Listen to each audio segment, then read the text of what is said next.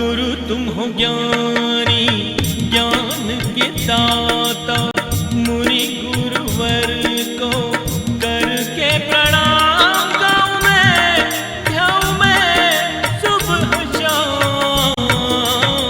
पुलक सागर एक नाम एक नाम। इस कार्यक्रम के प्रसारण पुण्यार्जक परिवार हैं श्री सुधाकर जी अग्रवाल, जितेंद्र कुमार सुधाकर जी अग्रवाल, ट्रस्टी जिन शरणम तीर्थ, संरक्षक पुलक मंच परिवार श्री रामपुर, सौभाग्यवती प्रिया जितेंद्र कुमार अग्रवाल, अध्यक्षा पुलक मंच परिवार श्री रामपुर, राष्ट्रीय शिक्षा मंत्री पुलक मंच परिवार, संयोजिका जिन शरणम छात्रावास, अध्यक्षा आचार्य शांति सागर पाठशाला श्री रामपुर, कुमारी समृद्धि चिरंजीव सार्थक अग्रवाल परिवार श्री रामपुर, जैन एग्रो इंडस्ट्रीज, निर्माता कॉटन सीड ऑयल और एग्रो उत्पाद, plot number A180 MIDC Shri Rampur, जिला अहमदनगर, महाराष्ट्र। एक भी वफादार दोस्त इस धरती पर नहीं मिलेगा। तो बोले फिर मैं क्या करूं, किसकी दोस्ती करूं? मैंने कहा एक बात याद रख, वफादार दोस्त ढूंढेगा दुनिया में, तीनों लोक में वफादार दोस्त नहीं मिलेंगे। मैं कहता हूं तू वफादार दोस्त को तैयार ढूंढ मत, तू ईमानदार दोस्त को मत ढूंढ। मैंने कहा एक नियम ले ले पुलक सागर से। बोले क्या? मैंने कहा तू वफादार दोस्त मत ढूंढ, तू वफादार दोस्त बनने का प्रयास कर। हजारों तुझे वफादार, वफादारी दूसरों में देखते हो, अपने में नहीं देखते हो। मैंने कह दी तू ईमानदार है तो ईमानदार दोस्त मिलेंगे, और तू गद्दार है तो तुझे गद्दार दोस्त मिले। एक बात याद रखना मान्यवर, मैं आपसे निवेदन करना चाहता हूं, एक आग्रह करना चाहता हूं, दोस्ती में गद्दारी नहीं, यारी में गद्दारी नहीं, और गद्दारी से कभी यारी नहीं। ध्यान रखना मान्यवर, आपसे निवेदन है। कौन है सच्चा दोस्त? सच्चा दोस्त मत ढूंढो, सच्चे दोस्त बनो। ध्यान रखना, यदि तुम सच्चे दोस्त बन गए, सारी दुनिया तुम्हारी दोस्ती, सच्चे दोस्तों की तुम्हारे पास भीड़ लग जाएगी। मान कैसे होते हैं वो लोग दोस्त?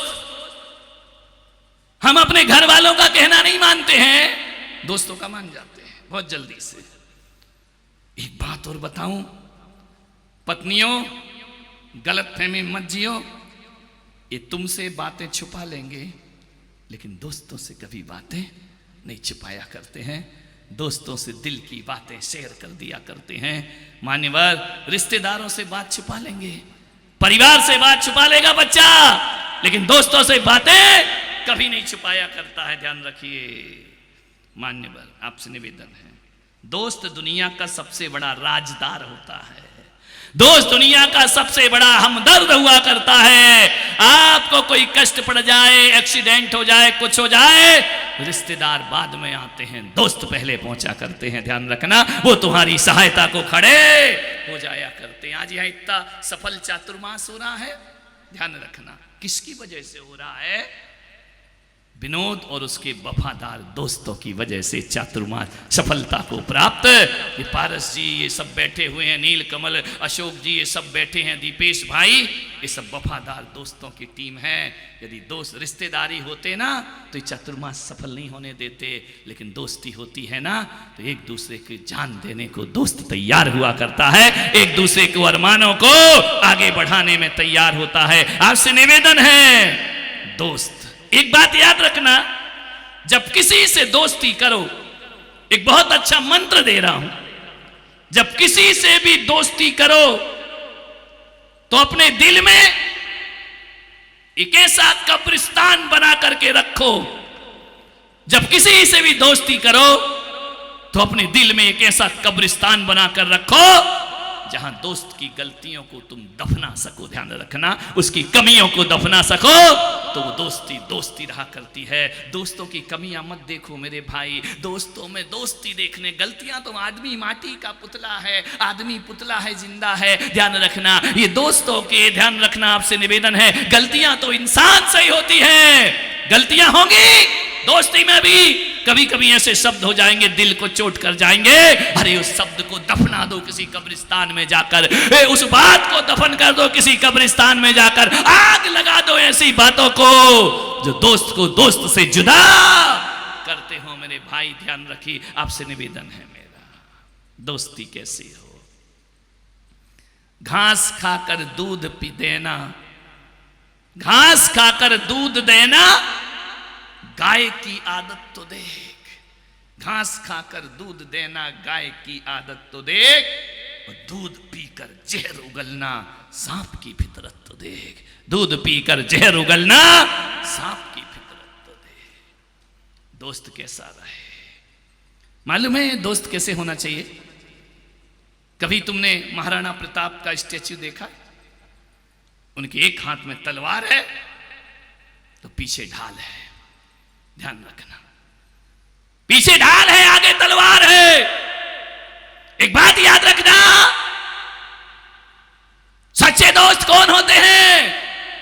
वो तलवार की तरह नहीं, वो ढाल की तरह होते हैं। जब तलवार चला रहा है योद्धा तो ढाल पीछे हो जाती है, लेकिन योद्धा पर जब आक्रमण होता है तो ढाल पीछे से निकल के आगे आ जाया करती है। दोस्त वही होते हैं जो ढाल के समान होते हैं, ध्यान रखना। अरे दोस्त वो नहीं होते मेरे भाई जो तस्वीरों में साथ देते हैं। दोस्त वो नहीं जो तस्वीरों में साथ देते हैं। दोस्त वो होते हैं जो तकलीफों में साथ दिया करते हैं मेरे भाई। तस्वीरों में साथ देने वाले तो बहुत दोस्त मिल जाएंगे, तकलीफों में जो साथ दे वो हकीकत में हमारा दोस्त होता है। कभी तालाब को देखना, सरोवर को, जो जिसमें मछलियां भी हैं, वो जिसमें पंछी भी आकर पानी पिया करते हैं। आते हैं ना फतेह सागर में विदेशी पंछी, जब पानी ना हो तो पानी पीने हिंदुस्तान में आ जाते हैं। कहीं विचार करना, पंछी की तरह दोस्ती मत करना कि पानी पिया और उड़ गए। ध्यान रखना, कुछ दोस्त ऐसे होते हैं जिस दिन सरोवर सूख जाता है पंछी वहां आना बंद कर देता है, देखना बंद कर देता है। मैं कहता हूं कि पक्षियों की तरह दोस्ती नहीं, दोस्ती मछली की तरह होना चाहिए।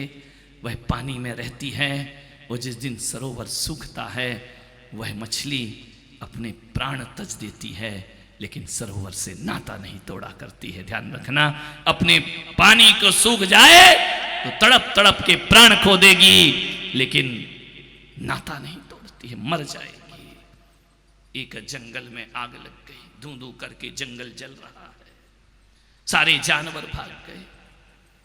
जान बचाने को पूरे जंगल में आग लगी है,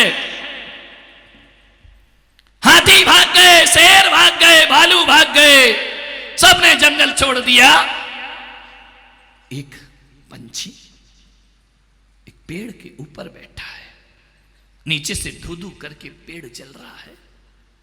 कुछ शेर और हाथियों ने कहा कि पागल हो गया पंछी, उड़ जा।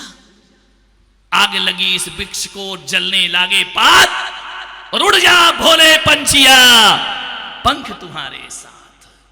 हम बिना पंख वाले भाग रहे हैं, तू इसी पेड़ पर बैठा है, तेरे पास तो पंख है। देख तेरे पेड़ के नीचे आग लगी है, उड़ जा यहां से। उस पंछी ने कहा नहीं उड़ूंगा, मैं यहीं रहूंगा। बोले तू जल जाएगा, तू मर जाएगा। बोले कोई बात नहीं, मैं इस पेड़ को छोड़ के कभी नहीं जा सकता हूं। अरे बोले पागल मत बन, तेरा जीवन समाप्त हो जाएगा। मालूम उस पंछी ने क्या कहा? पंछी ने क्या कि फल खाए इस वृक्ष के, फल खाए इस वृक्ष के और गंदे कीने पात, अब यही हमारा धर्म है, मैं जलूंगा इसके साथ। ध्यान रखना है, यही हमारा धर्म है, मैं जलूंगा। आज मेरे पेड़ पे कष्ट पड़ा है, उस पेड़ ने जीवन भर मेरी सहायता की है, मीठे मीठे फल दिए हैं मुझे। मैंने उस पेड़ पे घोंसला बनाया, इसके पत्तों को गंदा किया है। जिस पेड़ ने मुसीबत में मेरा साथ दिया, आज मैं उस पेड़ को छोड़कर चला जाऊं? नहीं, अब यही हमारा धर्म है, मैं जलूंगा इसके साथ, मैं इसके साथ ही रहूंगा। मेरे भाई, मैं छोड़ करके नहीं जाऊंगा।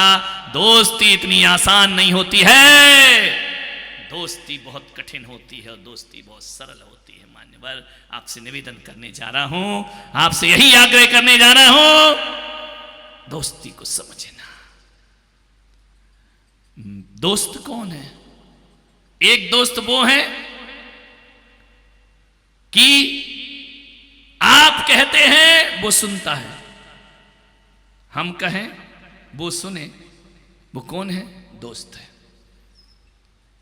वो कहे हम सुने, हम अच्छे दोस्त हैं।